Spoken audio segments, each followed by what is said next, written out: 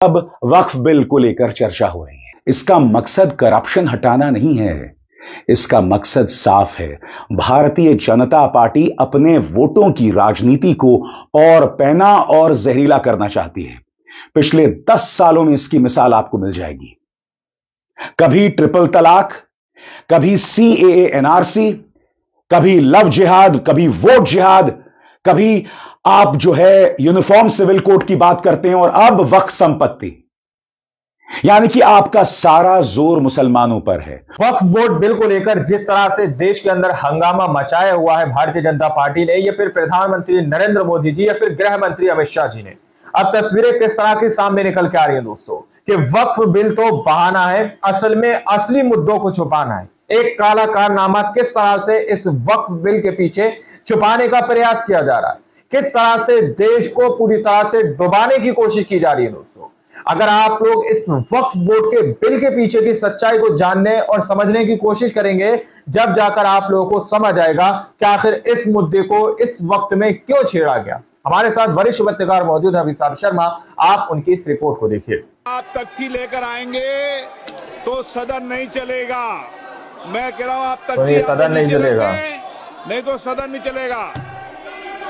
आप तख्ती नीचे रख दें, तख्ती नीचे रख दें। आप अखिलेश जी, आप इनको तख्ती नीचे लगा दें।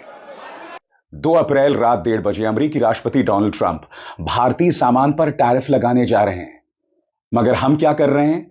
हम वक्फ बिल पर चर्चा कर रहे हैं। और कितने सही टाइम पर यह सरकार वक्फ बिल पर चर्चा कर रही है ना, ताकि अमेरिका जो हमारे सामान पर टैरिफ लगा रहा है, जिस पर इस सरकार की जवाबदेही है, सरकार उस जवाबदेही से बच सके।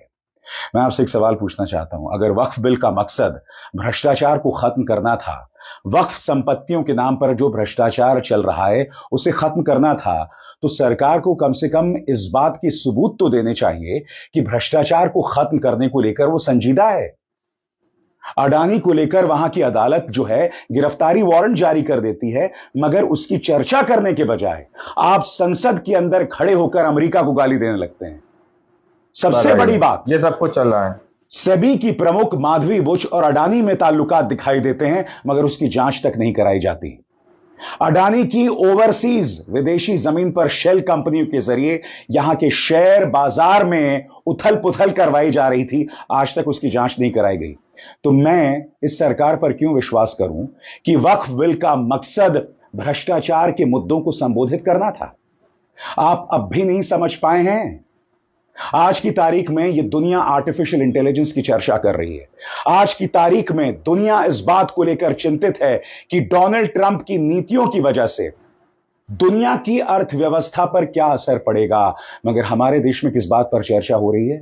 औरंगजेब पर चर्चा हो रही है, छावा पर चर्चा हो रही है, हिंदू मुस्लिम किया जा रहा है, और अब वक्फ बिल को लेकर चर्चा हो रही है। इसका मकसद करप्शन हटाना नहीं है, इसका मकसद साफ है।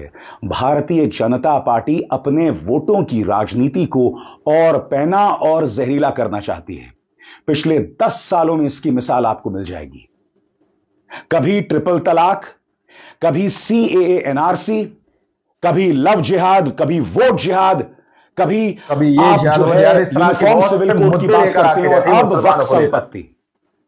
यानी कि आपका सारा जोर मुसलमानों पर है और उसके जरिए हिंदू मुस्लिम करना है। मैं आपसे एक सवाल पूछना चाहता हूं, वक्फ संपत्ति को लेकर क्या न्यूज चैनल्स में सार्थक डिबेट हो रहे हैं? बिल्कुल नहीं। डिबेट किस तरह के हो रहे हैं? उन डिबेट में भी जहरीली बातें की जा रही हैं, उन डिबेट्स के अंदर भी हिंदू मुस्लिम किया जा रहा है। पूरी दुनिया आज की तारीख में आर्टिफिशियल इंटेलिजेंस, अपने देशों में अर्थव्यवस्था को लेकर जो आने वाले वक्त में मंदी होने वाली है उसकी चर्चा हो रही है, और हम वक्फ बिल पर चर्चा कर रहे हैं।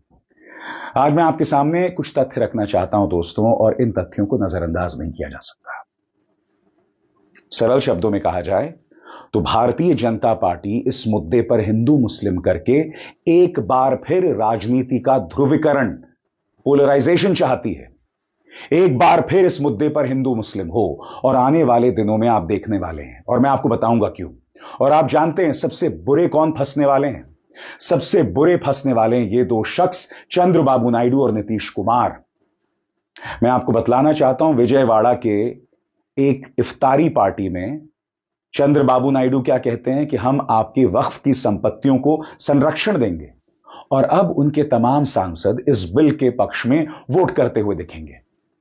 सवाल यहां पर यह कि अब वो अपने राज्य में जाकर क्या कहेंगे? क्या नीतीश कुमार इस मुद्दे पर वोट मांग पाएंगे? तो स्वाभाविक सी बात है, एक तरफ भारतीय जनता पार्टी इस मुद्दे को उग्र कर रही है और हर गुजरते दिन के साथ इसका हिंदू मुस्लिम करेगी। चंद्रबाबू नायडू और नीतीश कुमार और उनकी राजनीति की कहीं ना कहीं यहां से उल्टी गिनती शुरू हो चुकी है। सांसद और वकील कपिल सिब्बल इस बारे में क्या कह रहे हैं, चंद्रबाबू नायडू और नीतीश कुमार से क्या कह रहे हैं, खासतौर से बिहार को लेकर, आइए सुनते हैं। देखना यह है, क्योंकि आज तय हो जाएगा जब वोटिंग होगी कि असलियत में कौन सेक्युलर है, कौन सेक्युलर और कौन देश के हित की बात करेगा। टीडीपी का सवाल है, उन्होंने तो एक संशोधन लाए हैं बिल में, उसके बारे में बाद में बात करेंगे। तो वो तो इस बिल को सपोर्ट करेंगे, पक्ष में रहेंगे, क्योंकि उनकी इलेक्शन तो अभी दूर है, तो उनको कोई खतरा नहीं है। जहां तक जेडीयू का सवाल है, बिहार में इलेक्शन होने वाला है, तो उनको सोचना पड़ेगा। पक्ष में करेंगे तो हार जाएंगे इलेक्शन। हो सकता है वॉकआउट कर लें ताकि भाजपा को मौका मिल जाए पारित करने का, ऐसा ही पासवान जी कर सकते हैं। कांग्रेस के सांसद इमरान मसूद ने भी एक अहम मुद्दा उठाया है। वो ये सीधा सवाल चंद्रबाबू और नीतीश से कह रहे हैं। वो पूछ रहे हैं कि क्या आपको देश के मुसलमानों की परवाह है या नहीं? अगर आप इस बिल का समर्थन कर रहे हैं तो स्पष्ट है कि उनको लेकर आपकी क्या नियत है। सुनिए इमरान मसूद क्या कह रहे हैं।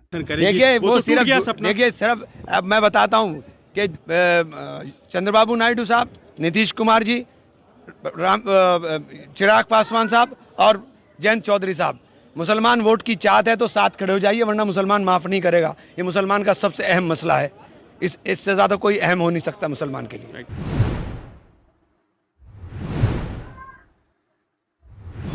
सबसे बड़ी बात यह कि वक्फ बिल के पीछे की न तो नीति सही है न नीयत, ये देश के करोड़ों लोगों से उनके घर दुकान छीनने की भी साजिश है।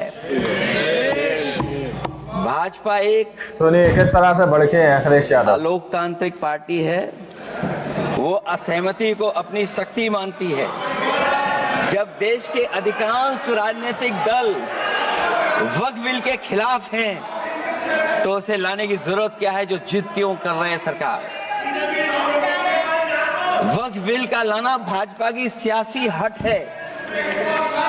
वक्फ बिल भाजपा की सांप्रदायिक राजनीति का नया रूप है। वो तो आपको काटेगा, और इसलिए काटेगा कि अध्यक्ष महोदय बाहर ये लिखते हैं सत्यमेव जयते, बाहर है लिखते सत्यमेव जयते, भाजपाई अंदर असत्य बात कहते। मैं आपसे क्यों बार बार कह रहा हूं दोस्तों कि वक्फ बिल का मकसद जो है सिर्फ हिंदू मुस्लिम करना है। मैं आपसे क्यों कह रहा हूं कि इसका मकसद भ्रष्टाचार को खत्म करना नहीं है, क्योंकि जैसे मैंने कहा, अगर यह सरकार भ्रष्टाचार को लेकर गंभीर होती तो हमारे सामने ढेरों मिसालें हैं। अडानी से लेकर रफाल से लेकर न जाने क्या क्या, इस सरकार की क्या नीति रही है हमारे सामने है। यही सरकार गुप्त चुनावी चंदा लेकर आई थी। वो गुप्त चुनावी चंदा यानी सीक्रेट इलेक्टोरल बॉन्ड्स खत्म हो गया, मगर उस गुप्त चुनावी चंदे के जरिए भाजपा ने किस औद्योगिक समूह को कितना फायदा पहुंचाया, क्या इस बात की जांच हुई? और ऐसे में जब भाजपा ये कहती है कि वक्फ बिल का मकसद करप्शन को खत्म करना है, तो क्या उन पर विश्वास किया जा सकता है? पिछले 24 घंटों में 2 बयान आए हैं। उन 2 बयानों को देखिए और फिर इसके पीछे की मंशा को समझिए।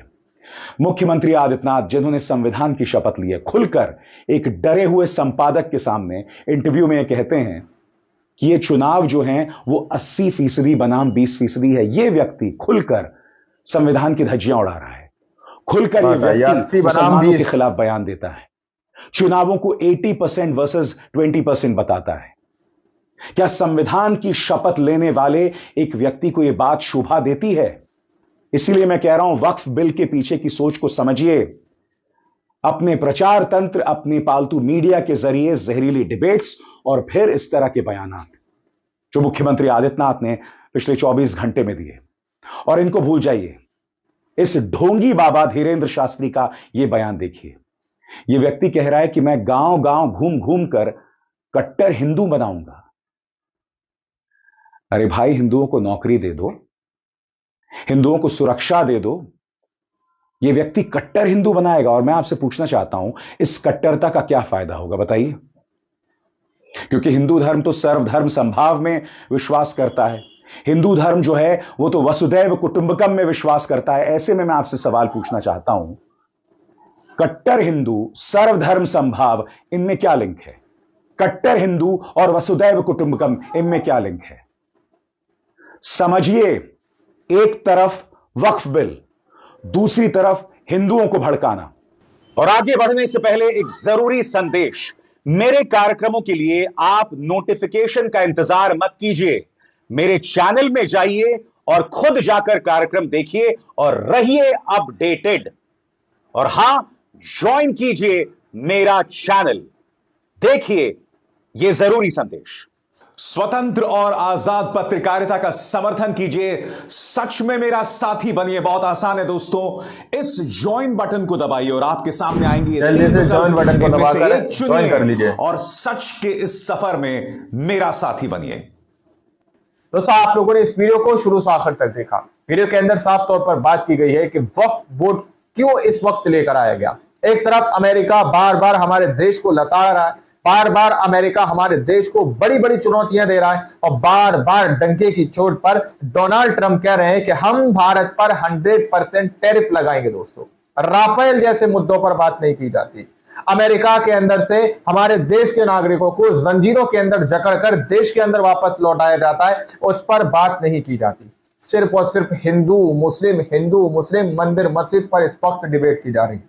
तो ये वो तस्वीरें हैं दोस्तों, जिस तरह से चुनावी चंदे में जो तस्वीरें सामने निकल कर आई थी इलेक्टोरल बॉन्ड को लेकर, उस पर media, prime time media, international media या फिर गोदी मीडिया ने किसी भी तरह से बहस करना जरूरी नहीं समझा। लेकिन वक्फ बोर्ड बिल को इस वक्त लाने का मकसद सबसे बड़ा यही है कि अमेरिका जो बड़ी चोट हमारे देश को दे रहा है, अमेरिका जिस तरह से हमारे देश को गरीबी की ओर घसीट कर ले जाता हुआ नजर आ रहा है, उस चीज को छुपाने के लिए पूरे देश को वक्फ बोर्ड के पीछे लगा दिया गया।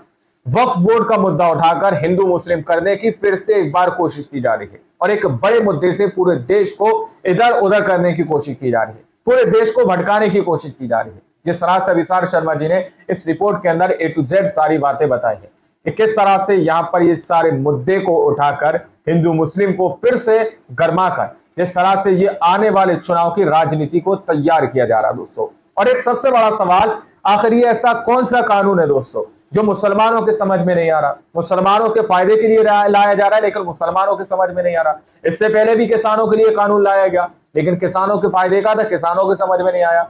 ये कौन से कानून लेकर आ रहे हैं जो जिसके लिए आप बना रहे हो उसकी समझ में नहीं आ रहे? कम से कम उसके बारे में समझाइए तो। आखिर क्यों वक्फ बोर्ड में सरकार इंटरफेयर करना चाहती है? आखिर क्यों इंटरफेयर करके इस मुद्दे को एक बड़ा मुद्दा बनाने की कोशिश की जा रही है? इसके पीछे का असली राज क्या है? ये अपने आप में बहुत बड़े सवाल हैं, लेकिन इस वीडियो के अंदर बहुत सारी बातें आप लोगों को बता दी गई हैं। अभिसार शर्मा जी ने A to Z बताई है। बाकी आप लोगों ने इस पूरी रिपोर्ट को देखा सुना, आप लोग इस रिपोर्ट के बारे में क्या सोचते हैं, क्या समझते हैं, अपनी राय कमेंट सेक्शन में जरूर दीजिएगा। मिलता है अगली वीडियो में, जब तक के लिए जय हिंद, जय भारत।